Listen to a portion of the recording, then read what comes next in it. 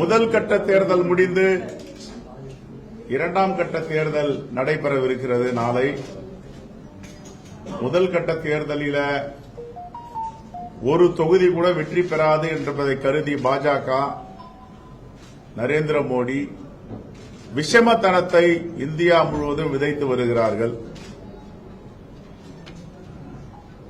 எதை தின்னால் பித்தம் தெளியும் என்று மோடிக்கு தெரியவில்லை. RSS உடைய சித்தாந்தத்தை உடனடியாக நிறைவேற்ற வேண்டும் என்று துடித்துக் கொண்டிருக்கிறார்கள்.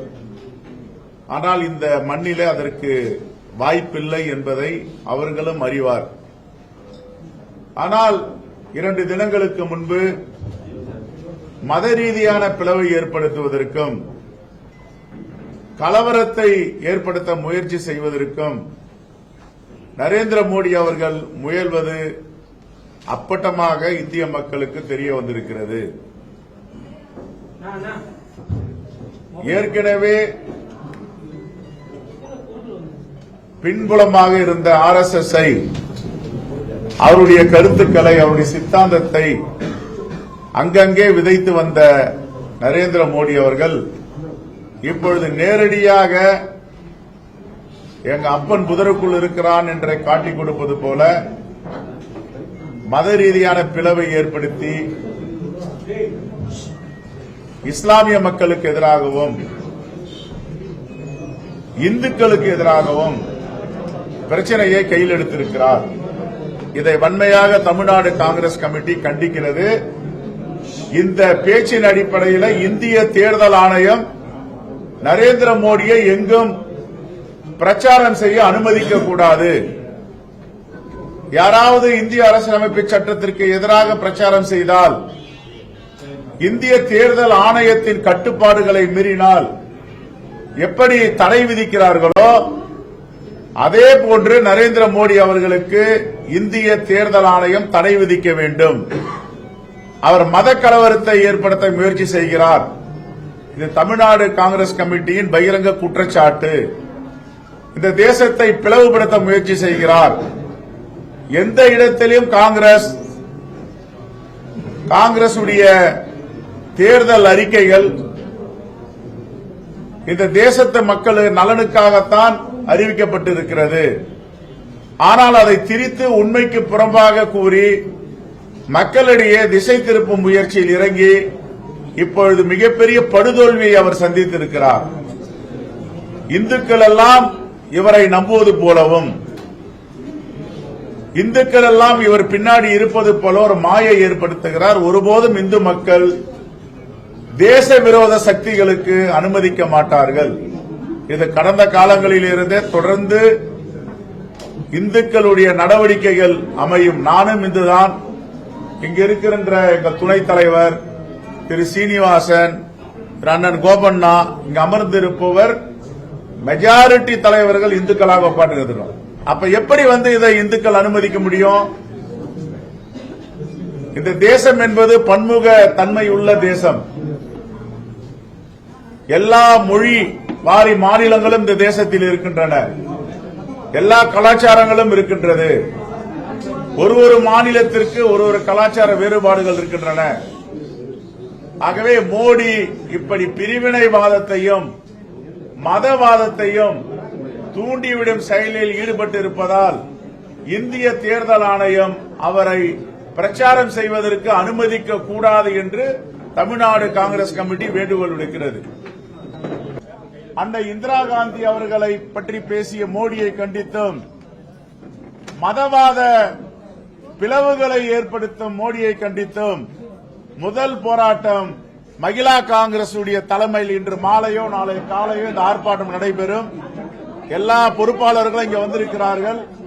வாய்ப்பிருந்தால் இன்று மாலையே நீங்கள் 5 மணிக்கு மோடியை எதிர்த்து, மாங்கல்யத்தை பற்றி பேசிய மோடியை எதிர்த்து, அன்னை இந்திரா காந்தியை பற்றி பேசிய மோடியை எதிர்த்து இந்த போராட்டத்தை இவர்கள் முன்னெடுப்பார்கள். அன்னை இந்திரா காந்தி அவர்கள் 38 குண்டுகள் துளைத்து சிதைக்கப்பட்டார். இந்த நாட்டிற்காக உயிர் துறந்திருக்கிறார். அதேபோன்று எங்கள் தலைவர் ராஜீவ்காந்தி அவர்கள் வந்தாரை வாழ வைக்கும் தமிழ்நாட்டிற்கு நம்பி வந்த பொழுது அவர் சல்லடையாக துளைத்து இங்கிருந்து புதுடெல்லிக்கு பிரேதமாக அனுப்பி வைத்தார்கள். ஆனால் எங்கள் தலைவர் ராகுல் காந்தி ஒருபோதும் இதை அரசியலாக்கவில்லை, இதை வைத்து வாக்கு கேட்கவில்லை. ஆனால் மோடியும் பாஜகவும் ஏழை வீட்டு மகன், ஏழை தாயின் மகன் என்று வாக்கு சேகரித்துக் கொண்டிருக்கிறார். ஆகவே எது தியாக குடும்பம், தியாக தீபமாக இருக்கின்ற ஒரே குடும்பம் இந்த நாட்டில் அன்னை இந்திரா காந்தியோட குடும்பம் என்பதை மோடி புரிந்து கொள்ள வேண்டும். அவருடைய செயல்பாடுகளை அவர் திருத்திக் கொள்ள வேண்டும். இப்படிப்பட்ட மத துவேஷ பேச்சுக்கள், பிரிவினைவாத பேச்சுக்களை அவர் கைவிட வேண்டும். கைவிடாவிட்டால் நாங்கள் தினம் தினம் மோடியுடைய குடும்பாவை எரித்து சென்னையில தலைநகரங்களில் நாங்கள் போராட்டத்தை நடத்துவோம். இது கடுமையாக தமிழ்நாடு காங்கிரஸ் கமிட்டி மோடியை எச்சரிக்கிறது. எல்லா தலைவர்களும் அரசியலமைப்பு சட்டத்தின்பால் கட்டுப்பட்டவர்கள். அதை மீறினால் அதற்கு உண்டிய தண்டனையை அவர்கள் அனுபவிக்க வேண்டும். ஆகவே இப்படிப்பட்ட பிரிவினவாத பேச்சிய மோடி தமிழ்நாடு தேர்தல் ஆணையத்தில் ஏற்கனவே நாங்கள் புகார் கொடுத்திருக்கிறோம். இந்திய தேசிய தேர்தல் ஆணையத்தில் புகார் அனுப்பியிருக்கிறோம். உடனடியாக அவர் பிரச்சாரம் செய்வதை தடை செய்ய வேண்டும். ஒரு முறை, இரண்டு முறை இல்ல, 3 முறை தொடர்ந்து மத பிரிவினவாதத்தை பேசி வருகிறார். நாடை பிளவுபடுத்த துடித்துக் கொண்டிருக்கிறார். முதல் கட்ட தேர்தலில் படுதோல்வியை தழுவியிருக்கிறோம் என்று அவருக்கு தகவல் சேகரித்துக் கொண்டிருக்கிறார்கள். ஆனால் இப்பொழுது 2ஆம் கட்ட தேர்தலிலும் தோல்வி அடையப் போகிறார். 7 கட்ட தேர்தலிலும் தோல்வி அடையப் போகிறார். 100 தொகுதிகளை கூட அவர்கள் எட்டப் போவதில்லை. வட மாநிலங்களில் குறிப்பாக மோடிக்கு எதிரான அலை வீசிக் கொண்டிருக்கிறது. அதனால் தோல்வி பயத்தை கண்டு அஞ்சிய அச்சப்பட்ட மோடி இப்பொழுது மதவாத பிரச்சனையும் நாட்டில் உள்ள பிரிவினைகளை பற்றி அவர் பேசி வருகிறார்.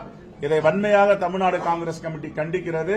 முதல் போராட்டம் எங்களுடைய மகிழா காங்கிரஸ் தலைவர் அசினா சையத் தலைமையில் மோடியை எதிர்த்து அந்த போராட்டம் இன்றோ நாளை காலை அமைய இருக்கிறது. நன்றி. இந்திய தேர்தல் ஆணையம் இந்த விவகாரத்தில் எந்த விதமான நடவடிக்கை எடுக்கல. காங்கிரஸ் இடதுசாரிகள் புகார் கொடுத்திருக்காங்க. ஆனா மௌனமா இருக்கிற இன்னும் எந்த ஆய்வு பண்ணவே இல்லை. அதுதான் பாசிச ஆட்சி நடந்துட்டு இருக்கு. நாங்க ஏற்கனவே சொன்னோம், ஜெர்மனியில எப்படி ஹிட்லருடைய நாஜிக்கல் நாசிச ஆட்சி புரிந்தார்களோ அதே போன்று இங்க மோடி தலைமையில் பாசிச ஆட்சி நடந்து கொண்டிருக்கிறது.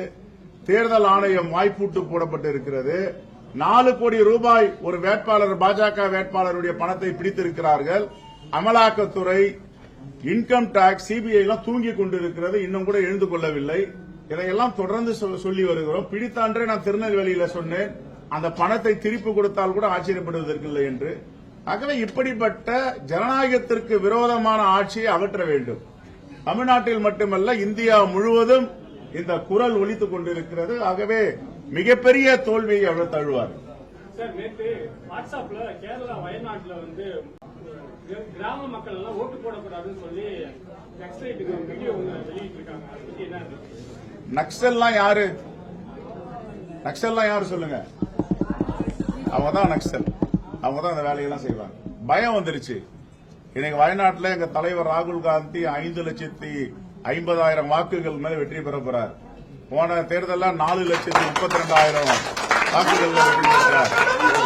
இப்போ 5 லட்சம் வாக்குகளை வெற்றி பெற போறார். அந்த தோல்வி பயம் என்ன பேச வேண்டும் என்று அவர்களுக்கு புரியவில்லை. எதை தின்னால் பித்தம் தெளியும் என்று தெரியவில்லை. ஆகவே இந்த தேர்தல் என்பது இந்த தேசத்தை மீட்டெடுக்கின்ற தேர்தல் என்று இந்திய மக்கள் முடிவு செய்துவிட்டார்கள். தேங்க்யூ.